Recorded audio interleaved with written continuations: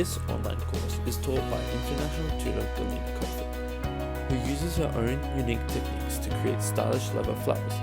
In this video tutorial, Galina will help you make a beautiful native Australian Waratah. Even though this will be a leather flower, it perfectly captures the pure beauty of nature and represents the wonders of Australian wildlife.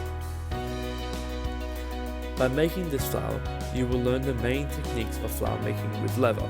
Galina will tell you which type of leather is better for making flowers and what you need to do so a leather flower holds its shape.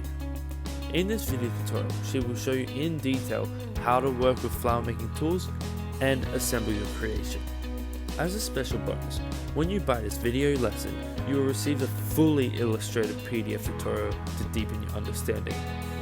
Galina has been teaching courses around the world for more than a decade and always uses her overflowing creativity to design something new every time.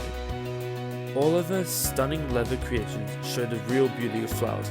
You will be able to follow Galina's creative path by purchasing this video tutorial on her website or on her Etsy shop. Happy flower making!